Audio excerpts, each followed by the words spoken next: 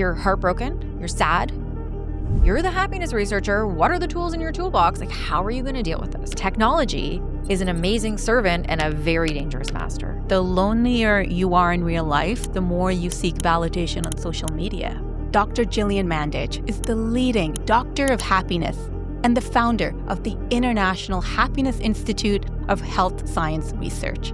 She has spent years studying the science of happiness, combining psychology and research to understand what actually makes people happy. Emotional suppression increases our risk of death from all-cause mortality and cancer-related deaths.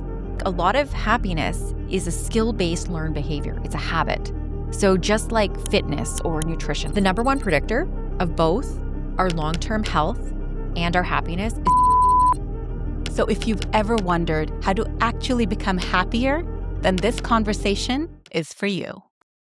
Dr. Gillian, welcome to Boss Unscripted. Thank you. I'm so happy to be here with you. I'm excited to have you. And I want to ask you something that I'm scared will offend you. So please don't be offended. I won't. I love questions. Is a happiness doctor a real thing? Okay. It's not offensive. I get asked it like every single day. So fair question. And to be honest, like, I didn't even know you could study happiness until the second year of my PhD. So it's definitely something. Like, I have a PhD in health science, and my research started looking at the connection between happiness and health, because when people are happier, they tend to make better health choices. But sort of it's evolved from there. I now do research in psychiatry at the University of Manitoba, and we're looking at integrating happiness science with what's called CBTM, so cognitive behavioral therapy plus mindfulness. So it's one of those things that it's a fairly new field, even if you look at mental health and how much has changed in the past even 10 years. But it is a thing, and I am one, and it makes me happy. I'm so happy to hear that. And I'm glad you're not offended. Not at all. It's a fair question, you know, because it's like you think about medical doctors or things like that, but it's one of those things. Mental health is this interesting piece of the conversation because we can look physically completely well. If your arm is broken, I can see there's something physically wrong with you, right?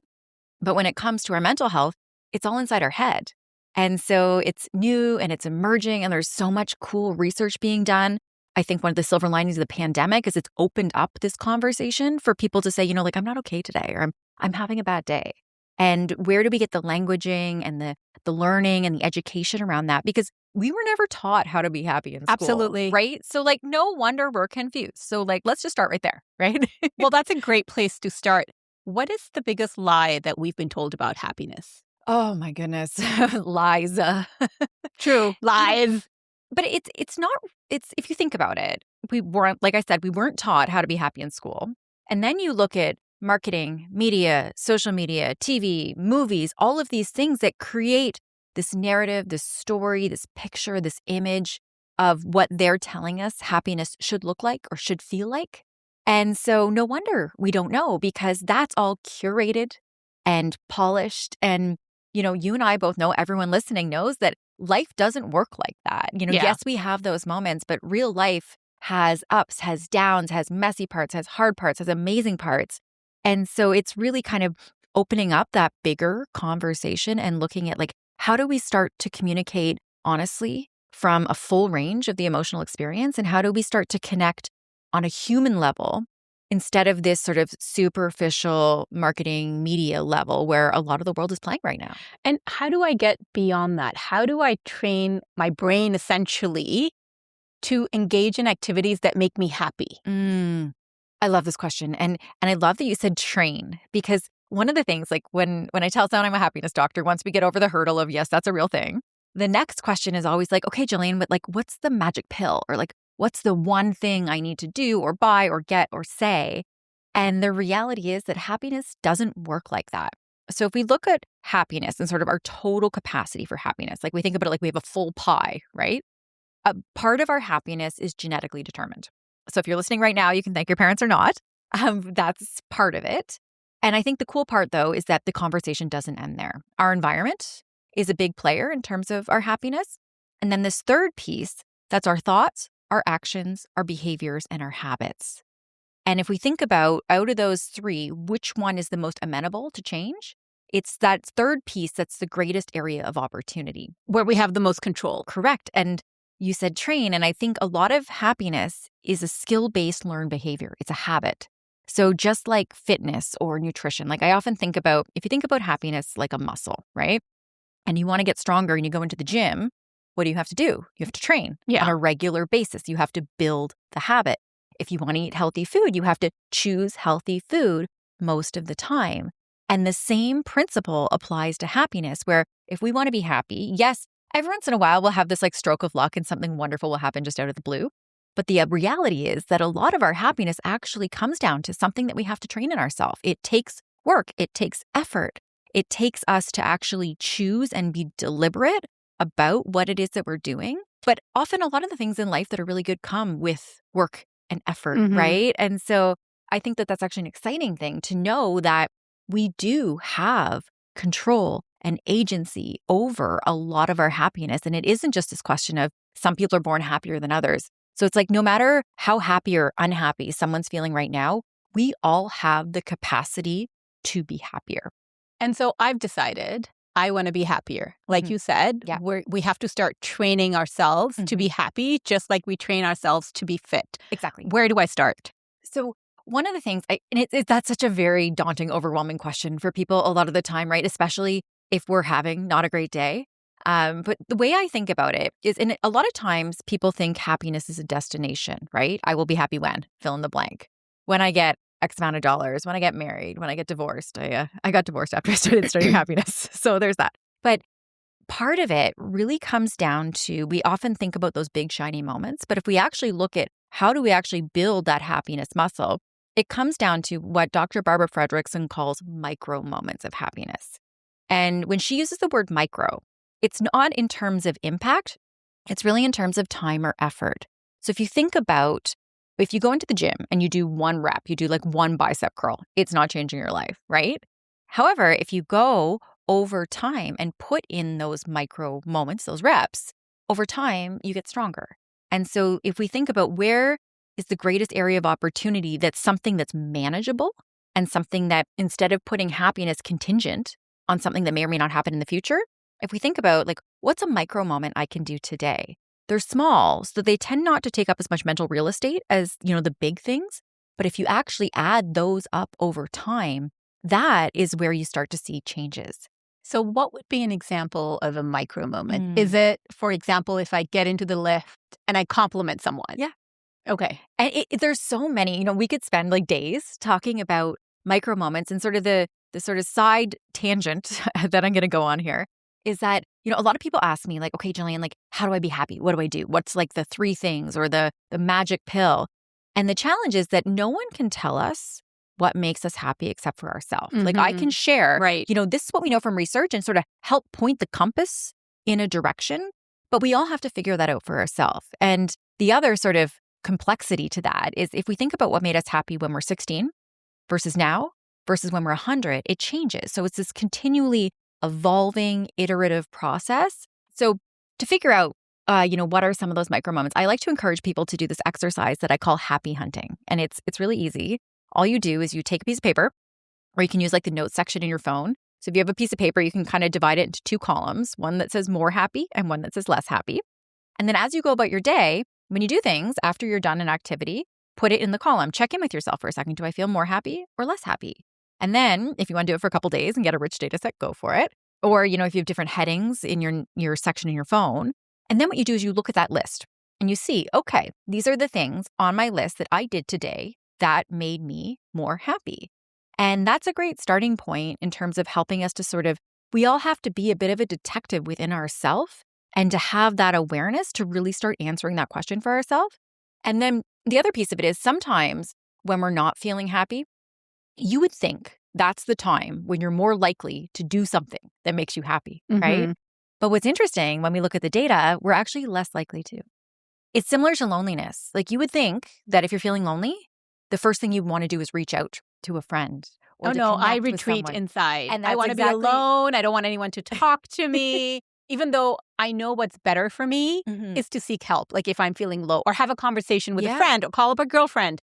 But I don't. And that is a very natural, common human response. it's paradoxical, right? Because you'd think that if I'm feeling lonely or disconnected, that I would want to connect. But often exactly what you said is what we see happen. And with happiness, it's that same sort of thing where when we're not feeling happy, you would think that's the time when you would want to go do something. And so this is where sort of some agency comes in and some sort of self-awareness and self-discussion and self-honesty. Because oftentimes, like if I'm not in a great mood, and by the way, I am a happiness researcher and I am not happy all the time. That was one of my questions. We will get to that about whether or not you are precluded from being unhappy because of who you are and what you do. Yeah. But when I'm having those moments, I don't ask myself, do I feel like doing this? Because the answer is no. I'm grumpy, I'm in a bad mood, I'm tired, whatever it is. What I do is I think, okay, these are things that are on my list that I know that make me happy. And the question isn't, do I feel like doing them, yes or no? It's that I know that in the end, these things are going to make me happy and I'm going to do it anyway. Because often we think we need to feel like we want to do something before we do something. It's kind of like the gym, right? A lot of times we do not feel like going to the gym. And when we leave, we're always glad we did.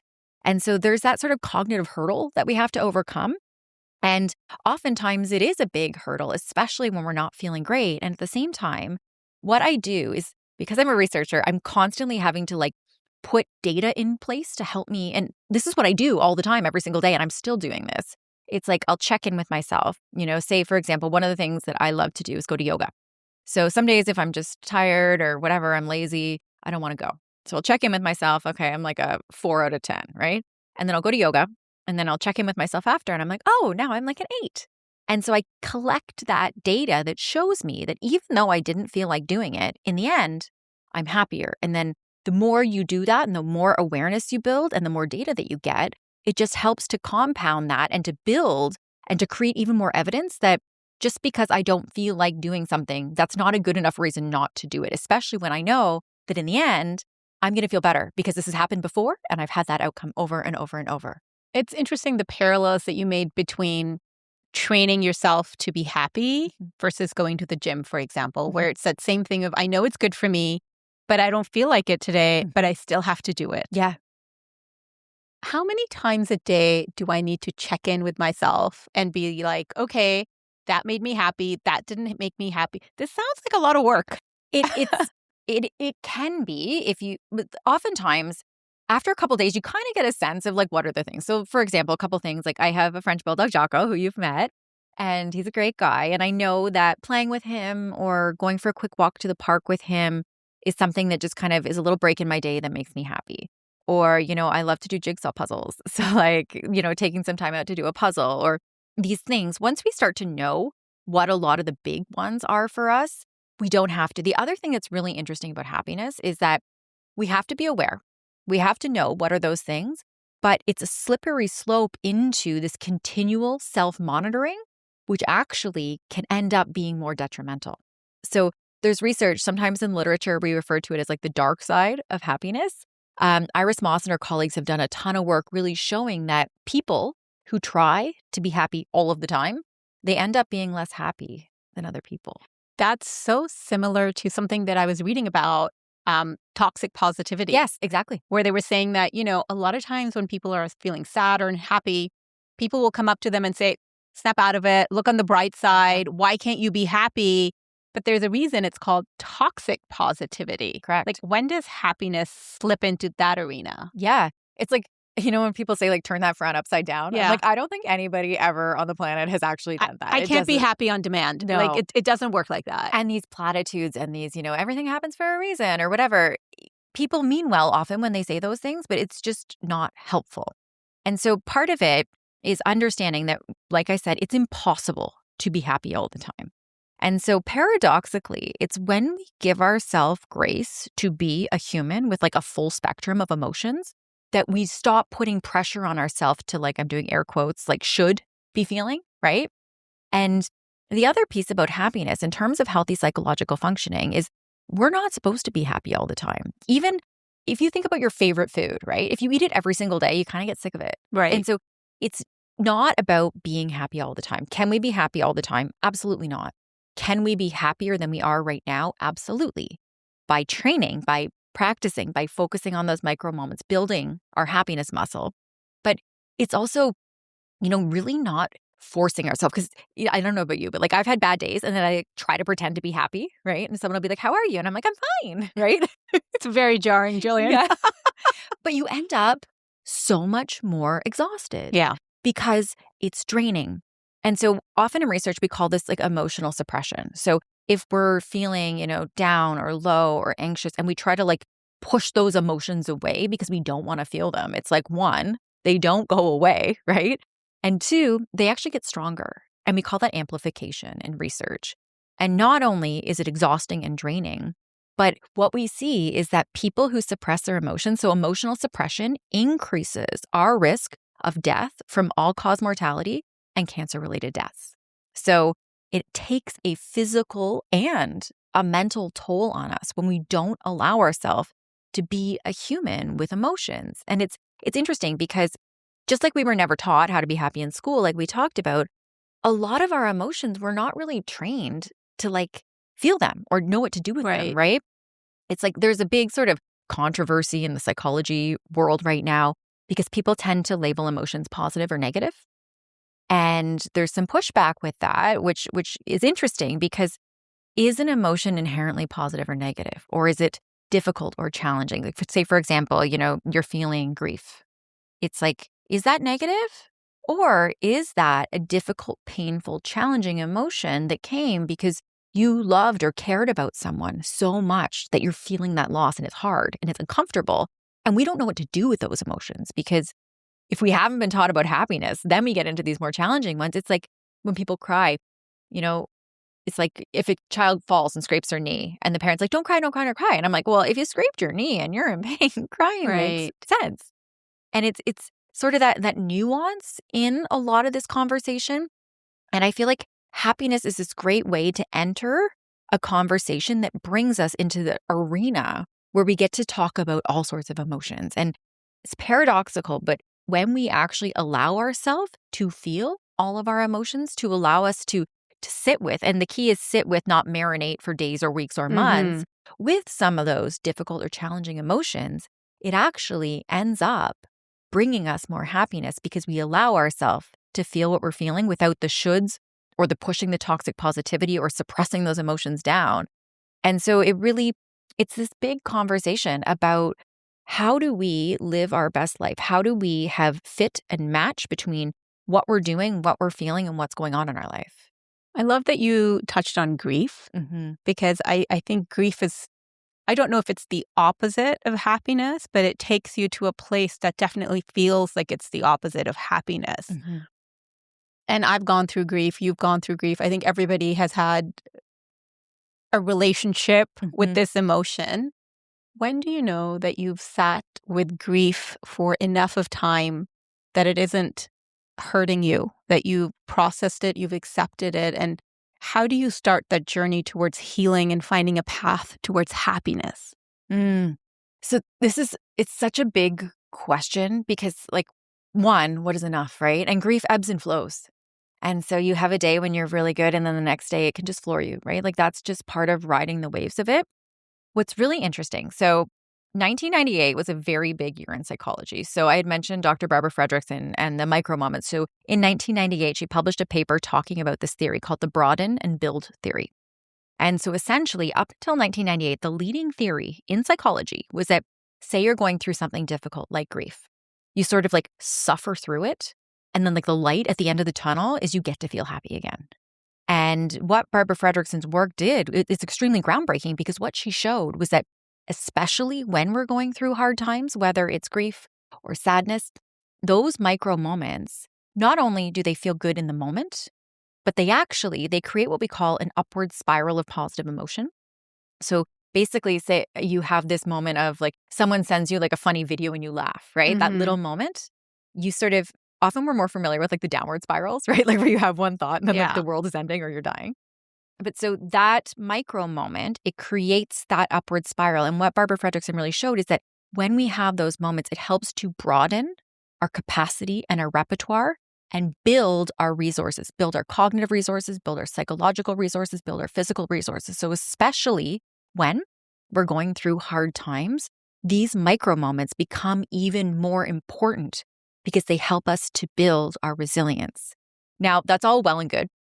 At the same time, though, when you're in grief, and I actually just was having a conversation with a friend the other day. She lost one of her parents, and she felt like she couldn't have a moment of joy because she was just in so much grief. Well, you don't allow yourself, right? You feel guilty for being happy when you're in a period of grief. At least that's how I feel. Yeah. Or, I hear a lot right now, like, how can I have a moment of happiness when X, Y, or Z is going on in the world, right? And yet, those moments become even more essential because they help to build our resilience and our capacity so that we are better able to show up through those things. And so grief it's very important, like I said, that we don't bottle up our emotions, right? We go through them. We, talk to a mental health professional, whatever it is that we need to do. And at the same time, giving ourselves the grace to know that just because I'm going through grief or I'm going through a hard time does not mean that I also can't have these micro moments. It's this weird sort of cognitive thing that we have to wrestle with a little bit to get to that place mentally.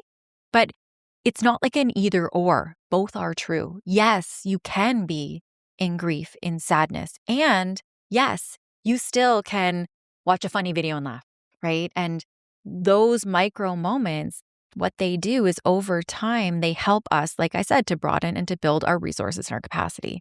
It's hard to give yourself permission to be happy, though, when you're grieving, because it almost feels like you're betraying your grief. Mm-hmm. So I think it's interesting that you talk about micro moments, that give yourself small moments of joy, because anything larger than that would feel too heavy. Mm-hmm. It would feel, again, like a betrayal. Yeah. And even when I was talking to my friend, I said to her, I'm like, do you think your mom would not want to have you have a moment of smiling? Yeah. It's a lot of our happiness, a lot of these narratives that we take on, we don't even realize that we have. And when we actually start to question them and the validity of them and where they came from and if they're actually true, we start to, open up this bigger conversation and bring in more perspectives, because a lot of times it's these shoulds that we're feeling, right? Like, I am in grief, so I should be mourning 24/7. And yet, if you think about, like I said, if you're grieving a person, they don't want you sitting there sad all of the time. Yes, it is so healthy and the other piece of it is grief means you loved, right? It means you cared enough to do that. And so sometimes we get so narrow focused, and sometimes taking that step back and looking at the bigger picture can help to bring perspective too. I remember when I was grieving, I lost my sister, and it was very difficult for me to process that emotion. And I read a quote that said, grief is just love that doesn't know where to go. Yeah, I've heard that too. And I held on to that quote because it allowed me to sit in my grief and understand that this is love. Mm-hmm. It is such a heavy topic, and it's so personal to people, but the other side of it is happiness. And in my experience anyway, I had to train my brain almost to allow myself to be happy. And it was these little moments of, if someone came over with a treat or, whatever it was, to allow myself that moment of joy. Mm-hmm. And it took a really long time, but that's as long as it took. It's a practice. Everything about happiness is a practice. And it's when I think about grief, I actually saw, I don't know, a couple years ago now, Adam Grant, he's an organizational psychologist at Wharton. If you're not following on him on Instagram yet, I highly recommend it. He's great. He often will have a Twitter post that he did, and then the next one, if you swipe, he'll have a little visual from somewhere.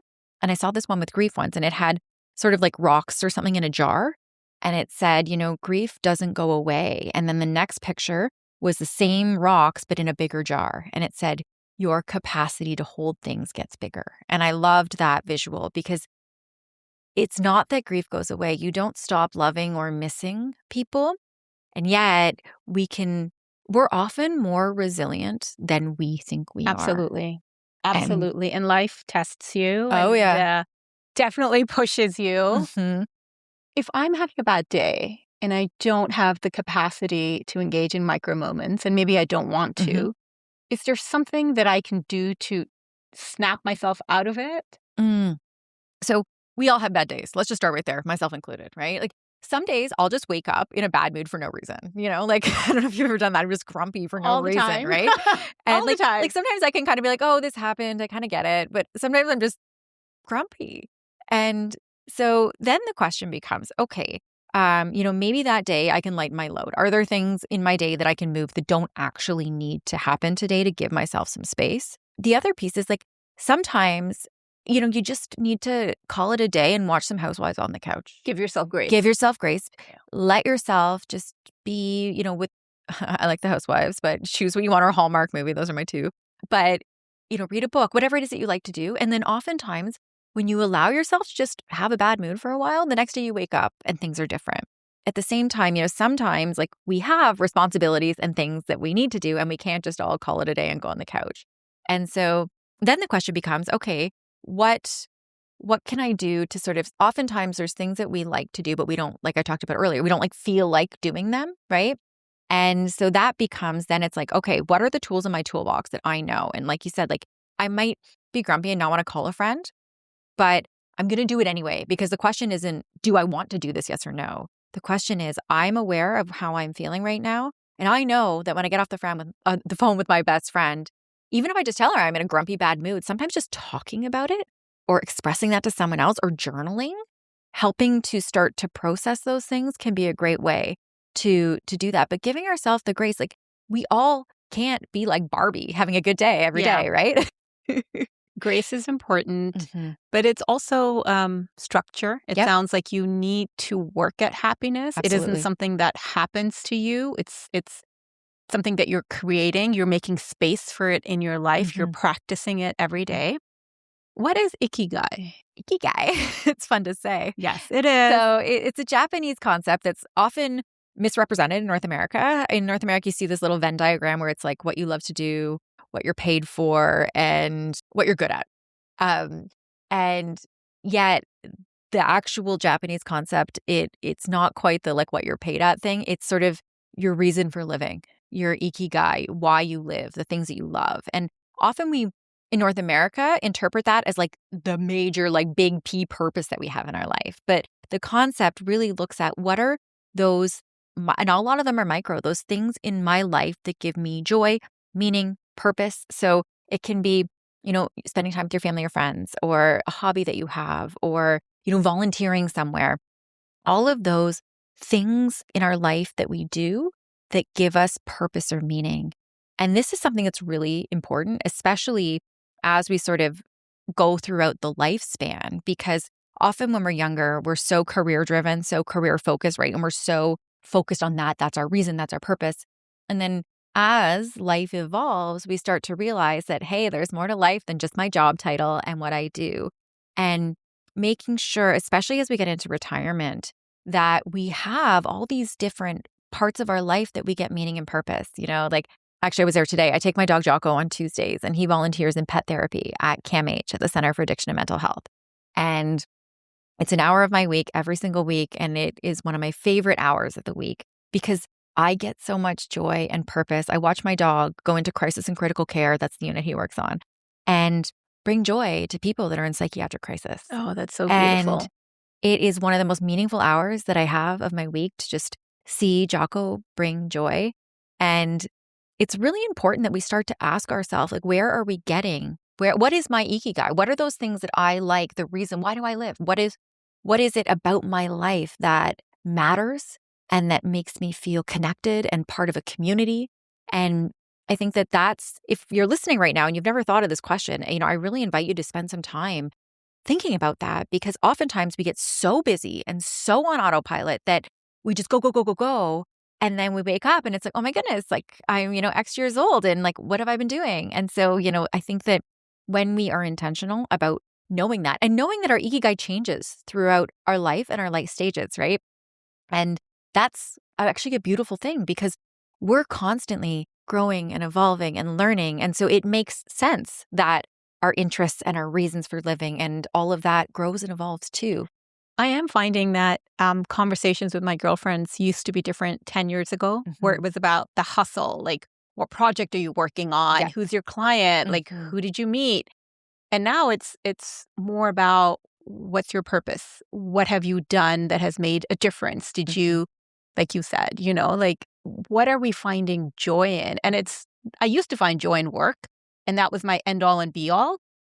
But but that's changed a little bit. And now I'm in that stage where I'm like, well, what is my purpose? Mm-hmm. What is my, not to ask an existential question, but what is my purpose? Why am I here? Yeah. It can't be just to work and come home. Mm-hmm. It's a big question. It's a very big question. And we often want to simplify things and get to like this perfect little answer. And part of being a human is understanding that we're messy sometimes, and there's nuance and there's context and there's all these different sort of pieces of it. And that's kind of the beauty of being a human. But it's just this natural tendency we have to want to like put everything in a nice little neat box, like this and that, and you're this and you're that.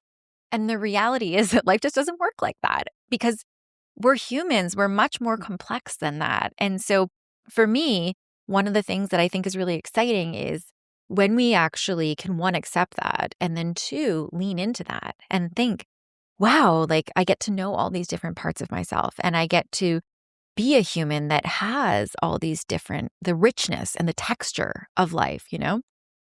Can money buy happiness? So it's a yes-ish and a question. If your basic needs are not met, so if you are concerned about putting food on the table, paying a mortgage, paying rent, any of those things, money absolutely affects your happiness. When we look at if that's not the case, it does not become the case that more money brings more happiness. What we sort of see is that if you are a generally kind, nice, happy person and you increase your money, your financial situation increases, you end up seeing an increase in your happiness. But if you are not happy, then money doesn't bring you happiness. The one thing that I do, so like I read all this research and I try it all, right? Because I'm wanting to apply everything. Yeah. So there is this one concept called time affluence, AFFLU, of affluence. And so essentially, time is a limited, precious resource, right? We can't go to the store and buy time back. So what we can do is we can use our money to spend it in a way to buy ourselves time. So, for example, I don't like going to the grocery store, but now with all the apps for like $5, you can have your groceries delivered. Or, you know, if I don't feel like cooking, you can order pre-made meal. I hate cooking. You can use your money to buy things or, you know, like cleaning or whatever it is.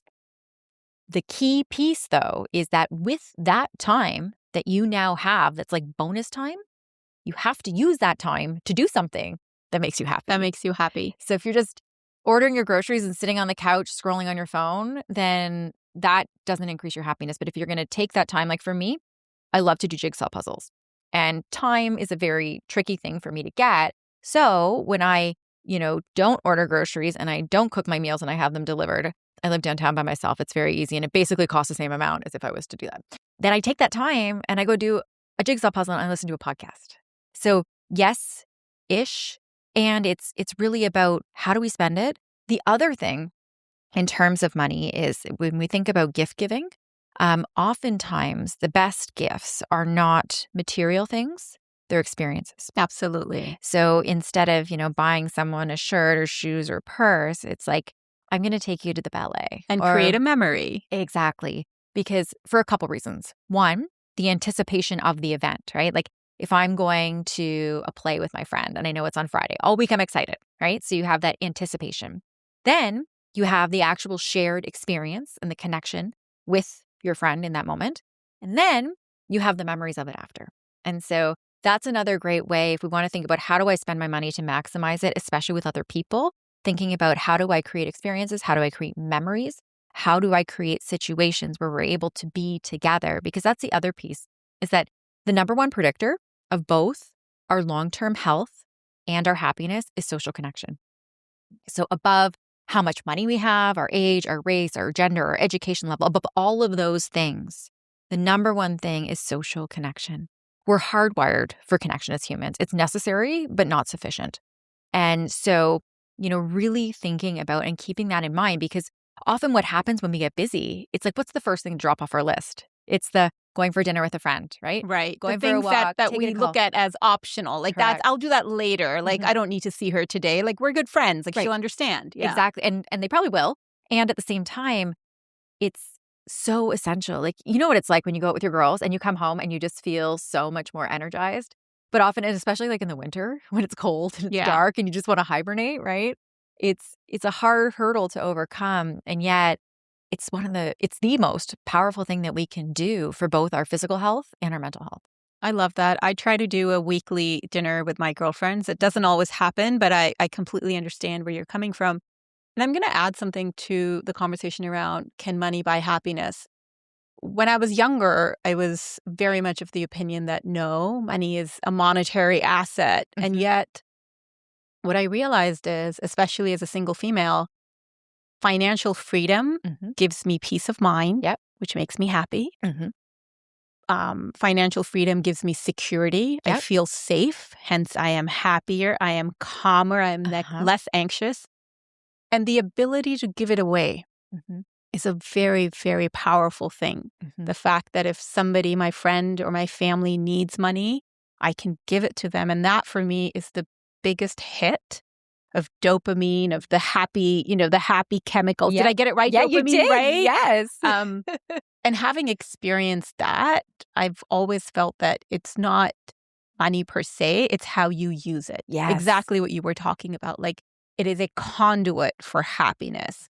And there is no greater happiness than helping out someone else because you have the ability and not needing anything in return. Oh, I love that. It's so true, right? Especially like you said, it's like because if you can take care of someone, you know that they would take care of you too, right? Yes. To know that you have those people around. And like you said, to have the security and the safety, that's a huge basic human need, right? And so to be able to meet that on your own from a place where you're like, okay, I'm good on that.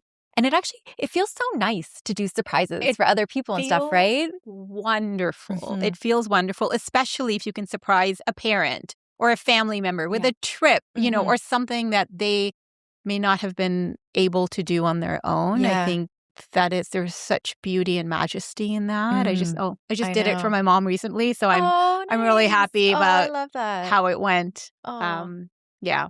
And now you have the memories too, right? I do have the memories. It was a fantastic trip. We went to Malaysia for a week. It was really good. Although more than a week is not great because then we got on each other's nerves. But a week was just perfect amount of time.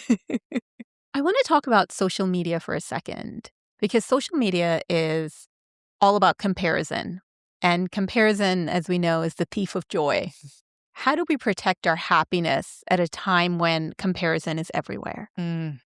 Yeah, this is a big one. So I'm glad we're going here. So I went to Western and I was there for 12 years and I taught in the Faculty of Health Science when I was there.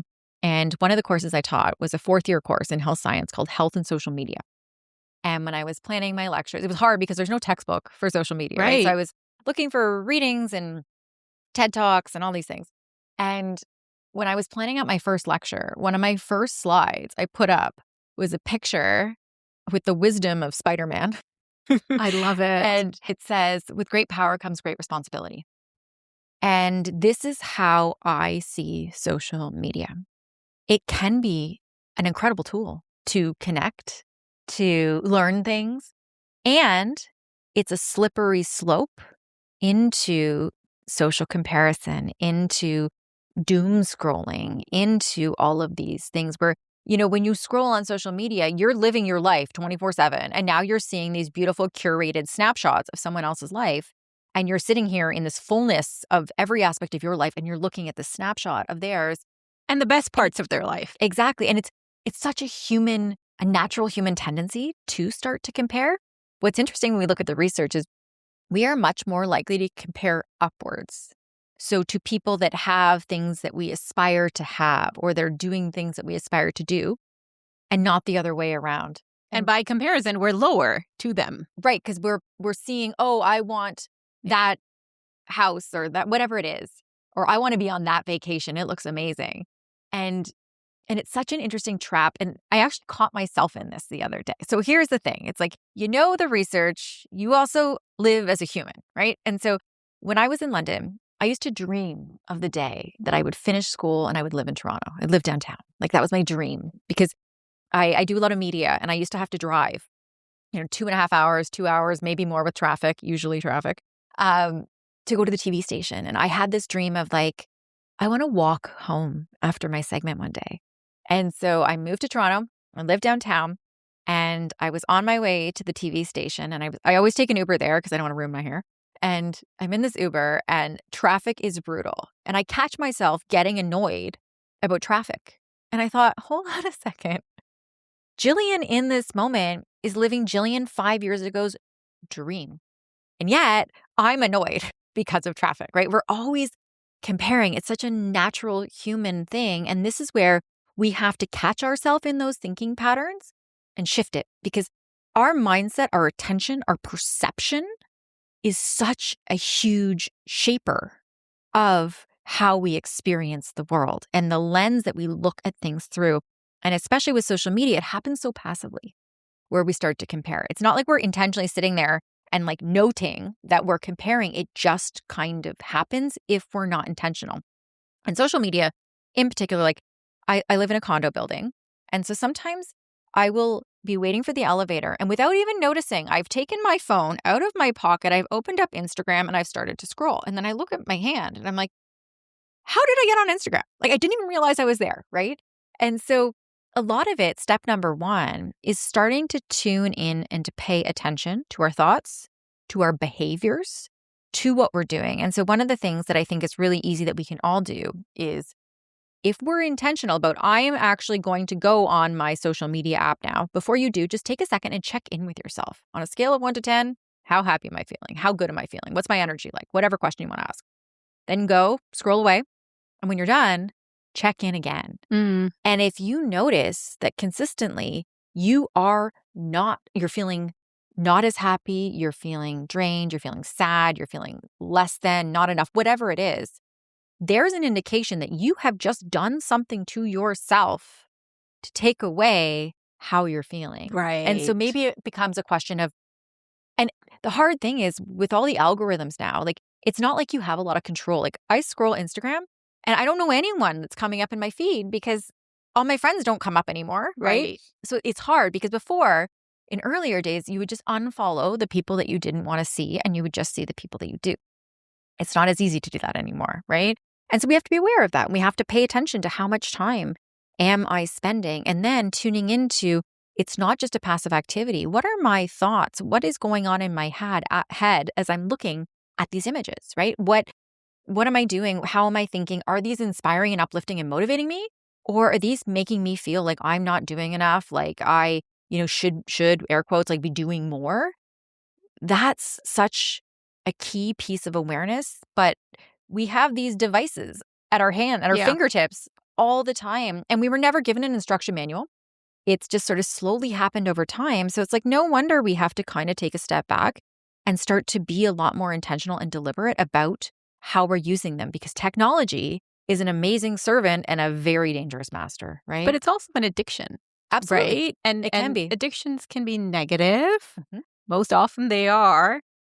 And it's up to you to stop yourself. Social media can have the same effects on your mental health as something like that, where you're feeling you have no control. It's negative emotions, it is all encompassing. Oh, and it can be extremely addictive, especially if you're, looking at how many likes do I have, what attention. The vanity metrics. And it's also such a problematic thing because if my happiness is contingent on some random people on the internet hearting a photo that I posted of my dog to make me feel good, it's like we have a problem because I have now taken my mood and put it contingent on things that I have no internal control. It's completely external, right? And it's so much easier said than done at the same time.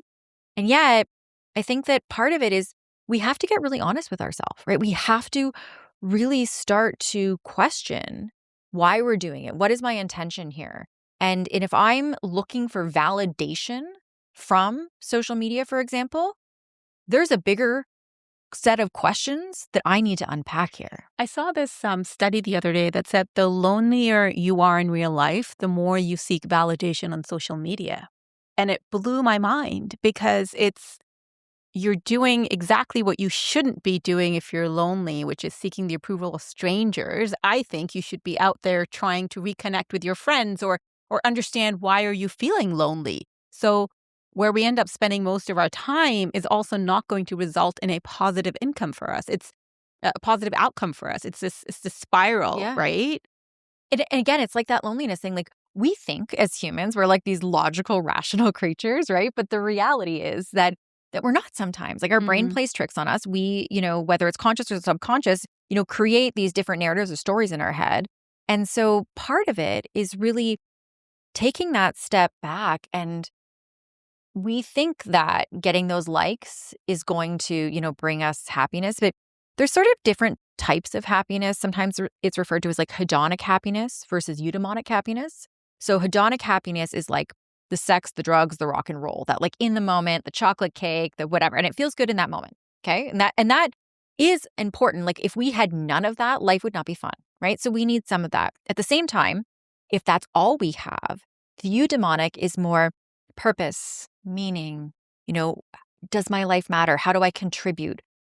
We need that as well. And the challenge with something like social media or chasing those likes is it's a very hedonically driven, and especially in this case, even more problematic because it's hedonically driven over things that we don't necessarily have control over, right? The algorithm, we don't control that. We don't control how many likes we're getting, who's seeing our posts, whatever it is. And so if we're chasing that in and of itself without that other piece, then no wonder we're starting to feel that gap, because as humans, we need both. If we just have purpose and meaning, but we have no fun, no joy, no excitement, no pleasure, that's also not a great life, right? Yeah. Like, to martyr ourselves, it's that balance of both. And when I feel like social media in particular kind of tips the scales towards the hedonic with like a lot more heavier weight. And so then we have to kind of make sure that we're counterbalancing that and having, both pieces of it, because both are important. What do you struggle with most? Even though you're a happiness expert and it's Mm. in your back pocket, you have all the tools. Yeah. But as a human being, of course there's stuff that you struggle with. Oh, absolutely. And like I said, like, I'm a happiness researcher. I'm not happy all the time, but I also, sometimes when I say that, people think like, oh, well, she's doing her job wrong, right? Like, she should be happy all the time. And I'm I like, don't think it works like that. no, because like I talked about, it's impossible to be happy all the time. One thing I wish I did when I first started studying happiness, I wish I would have measured my happiness. And often how we measure happiness in a research study is with self-report questionnaires, and you'll score it, you get a number. I wish I would have done that, because I've been studying happiness for 10, 12 years, something like that now. I try all the things. I anecdotally think that I am happier than I was when I first started studying happiness, because I'm trying all of these things, but I don't have the data because I didn't check. I didn't get my number. But at the same time, like, I'm a human just like everybody else. And one of the things that I thought was really interesting, a couple years ago, I ended a 4-year relationship. Wasn't a great ending. And I thought to myself, okay, Gillian, like, you're heartbroken, you're sad, you're the happiness researcher. What are the tools in your toolbox? Like, how are you going to deal with this? And so I thought to myself, okay, like, I know all these things. And so I just put them in place. Like, I'm like, I know that right now I'm sad, and I know I need to connect with my friends. So I know that I need to make sure that I'm talking to my best friend every day, that I'm going to see my friends at the gym, and I didn't feel like doing them. I was really like sad and hurt. You know how it, like, You just wanted to eat ice cream on the couch and and you watch know what? Bridget Jones. Sometimes I did that, Mhm. and that's okay. You're allowed to have those moments of just like pure breakdown. And in fact, sometimes it feels good after you have like a big breakdown, right? Like a big, hard, ugly cry. And then what was interesting was I emailed my producer on the social. So it's like a daytime talk show here. And I thought to myself, I want to talk about this because, you know, it's so important that we as humans, and especially me as a happiness researcher, to talk about when I'm not good, when I'm sad, when I'm heartbroken, when I'm like, I just blew up my entire life, and what do I do and how do I handle that? And it's one of those things where, so like, breakups are really hard. Even other things I struggle with, is sometimes I can be really hard on myself. Like, I can really put a lot of pressure on myself, and I have to catch myself because nobody's putting that pressure on me. And I really heavily slant towards perfectionism, which I would never want any of my friends to be perfect. So I don't know why I have that in my head, but I do sometimes. And that's where that self-awareness piece really has to come in, because once I'm aware of it, then I have this opportunity to start to, one, give myself grace, and two, be like, okay, where is that coming from? Like, what is the root of that? Is it that I need approval from my mother? Is it that, like, who knows what it is, right? But we have to unpack those things. And one of the things that I've really come to learn is that happiness is a practice, right? It's a habit. It's something we build over time. But one of the fun things, the cool, the exciting things about that is once we can lean into that, we can start to get to know ourselves at a deeper level, right? I can start to know more about myself, more about, sitting with like, what are my values and why am I doing that? And like, is Gillian being a perfectionist, wanting to be perfect all the time, something that I value? And it's like, no, I actually value like honesty and integrity and authenticity, right? And so I think it's one of those cool things once we start to like mine the like internal sort of treasures of our mind, we get to know ourselves more and have more awareness and grow and evolve. And But it sounds to me like you're very self-aware, and to be happy, you have to be self-aware to be able to do this mining. And for people who aren't that self-aware, do you think they're going to struggle? I think that we all have the capacity for self-awareness. It's really sort of the two things that come to mind are, one, are we willing to go there with ourselves? Are we willing to get honest with ourselves and to really get real? Because a lot of times, a lot of people want to go to the gym, right? And they just don't go. So they say, I value health. I value, I want to be able to pick up my grandchildren when I'm young, whatever it is. But then if you look at what they say and what they do, there's a huge gap there, right? There's this incongruency. So step number one is we really have to get honest with ourselves about those things. And that's hard and it's difficult. It's uncomfortable sometimes. So the other piece of it is like, are we willing to sit with the discomfort of that, to like, because part of self-awareness is like this great piece where we get to like know, what are my values? But the other piece is we have to look at all the parts of ourselves, the shadow parts of ourselves, the parts of ourselves that we might not be proud of, that we've done in the past. We have to face all of those. And that is difficult and challenging. Do I think everyone has the capacity to do that? Yes, for the most part. Like, I really think that, that it's possible, but we have to have the courage and the bravery and the honesty to be able to do that. And that is really difficult and it can feel very daunting. So, okay, that if that's the case, let's back it up. Like baby steps. What's step one, right? It's not like jumping like into the big deep ocean, right? We got to put our training wheels on and our water wings. And it's starting with small things over time that start to shift. It's like happiness, right? Like over time, we do these things. We build these micro moments. We grow our happiness muscle. And it's the same thing. It's like no big change happens overnight, right? It's really that, again, back to that habit, that practice, that training, right? You have to really work at it. Yeah. And so the next time someone tells me, just be happy, I can be like, no, it doesn't work like that. It's a longer process. Gillian, finish this question. Okay. Happiness is not. Happiness is not being happy all the time. Happiness is not. Can we have moments of happiness? Absolutely. Can we have more moments of happiness than we have right now? Absolutely.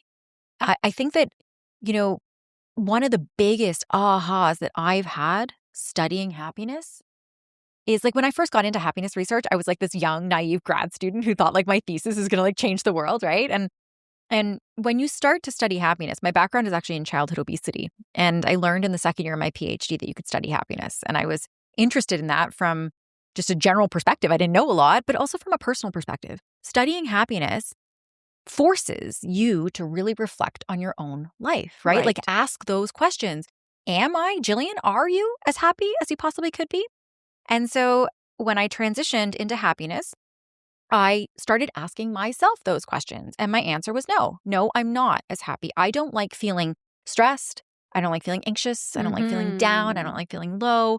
And so this naive second-year PhD student thought, okay, I'm going to study happiness and I'm going to figure out how to get rid of all those difficult, challenging emotions and just be happy all the time. That was my goal.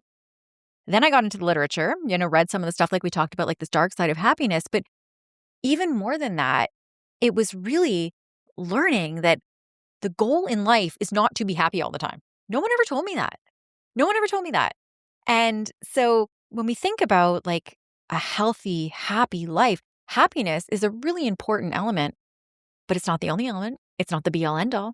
And if we think about it, especially some of those really difficult, challenging moments that we have, oftentimes we don't feel joyous and happy throughout them, right? But even when I was writing my dissertation about happiness, so here I am writing an entire thesis about happiness. And there were some days where I was not happy because I'm checking references, checking periods, doing all that.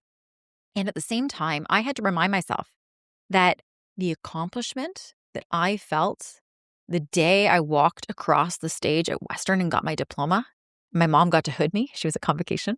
The meaning and the satisfaction and how proud I was of myself for doing that, for doing the hard work. Because that's the other piece of it too, is that oftentimes we think that happiness is just, this light, fluffy thing. But oftentimes that deeper, that eudaimonic happiness that I was talking about comes from having to work hard, keeping in mind why we're doing what we're doing, but understanding that sometimes pushing ourselves, stretching ourselves, getting out of our comfort zone, trying new things, being scared, being afraid, and doing it anyway, that's where the growth is, because happiness is joy in the moment, but happiness is actually also expanding our capacity, that container that we have.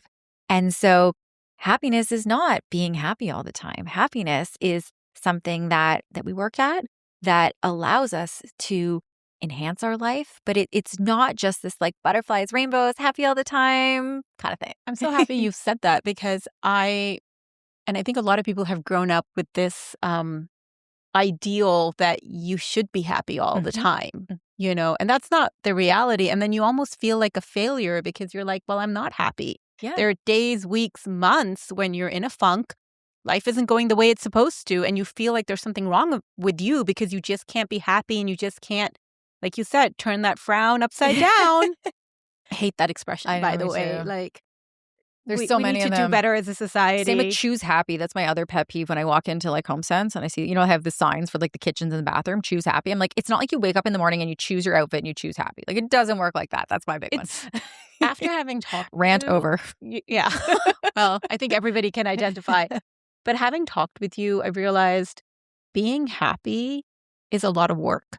It doesn't just happen. It's micro moments. It's things that you do every single day. And it's you investing in yourself. It's you investing in your happiness, your mental health, your future, how you turn up for people. But it's a lot of time and effort and energy. It is. And just to sort of zoom in on that word work, sometimes we develop like a negative association with work, right? Like, ugh, work. And yet work can actually be something that shows us what we're capable of. And it can be something that's motivating and that's rewarding, right? So when we start to really tune into like the nuance of the words, right? It's like, yes, it is work. And work can be a positive, good, enjoyable thing. Not all the time, but it's like one of those things where I think we just live in this world where we want like 3-minute abs. And one of my favorite quotes, I listened to a lot of podcasts. I've been listening to one called The Tim Ferriss Show since it's been over 10 years now, since the beginning. And years ago, he had on this gentleman named Derek Sivers. And Derek has this line, I love it. He said, if more information was the answer, we'd all be billionaires with perfect abs. I love it. And I love it because I love it. It's like, exactly, like, it's not about just knowledge, right? You see like knowledge is power. And it's like, no, knowledge is potential power. It's what we do. What you do with it. It's what we know.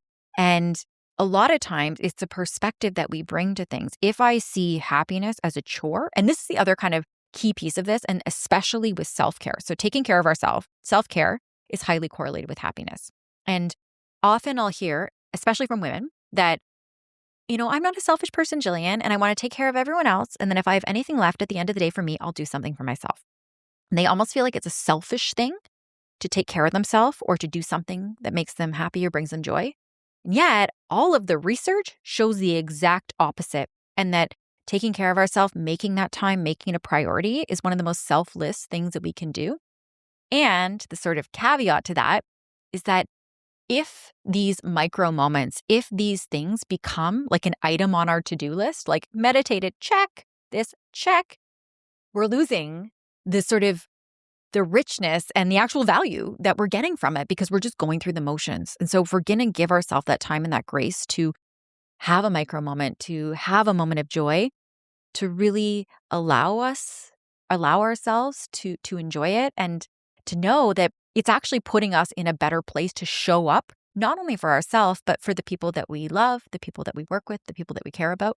I love that you say that. I watched an episode of Oprah, this is like 20 years ago, where the show was about moms who were selfish, quote unquote, because they took time out for themselves. And it was such a revolutionary concept in those days that women and mothers would take time out for themselves. And people were booing these ladies who had come on stage to talk about their experiences. But the reality was, and like you've said, the research shows that the more you take care of yourself, the happier you are and the happier your family is around you. Yeah. It's just a lot of times, a lot of what we do, we've just sort of taken on without actually being really intentional and deliberate with it.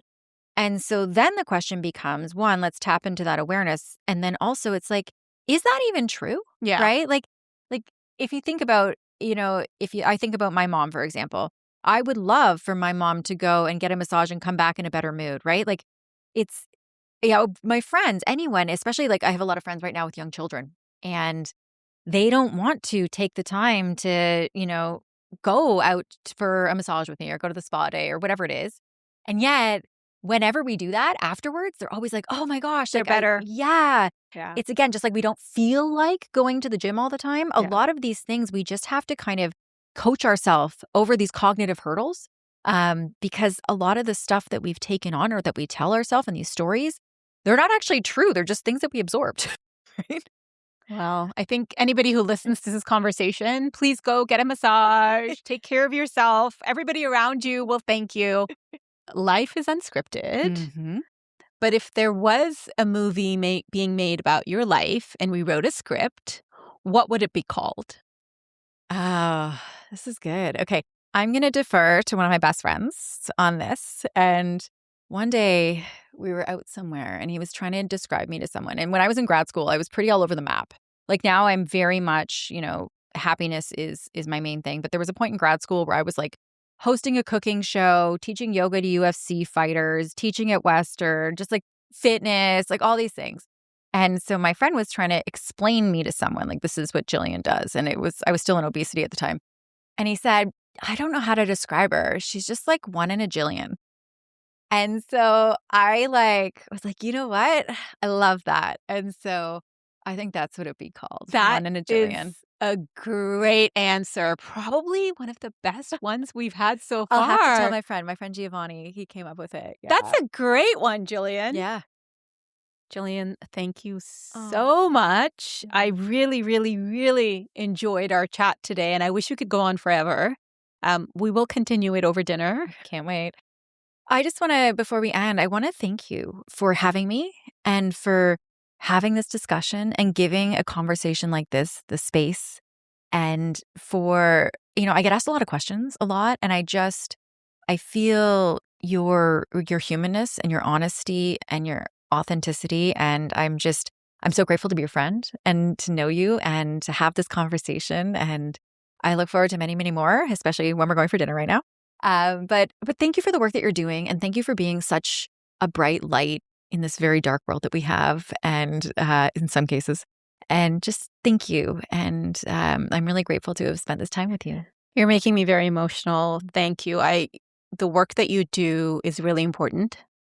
I think there is so much that we can learn about rewiring our brain to be happy. And the steps that you've talked about are easy. In theory, there is a difference between ability and willingness. So we all have the ability to be happy, but is the willingness strong enough for us to take that action? And I hope that after listening to you, people will be able to take that step and find their micro moments. So thank you so much, Gillian. Thank you.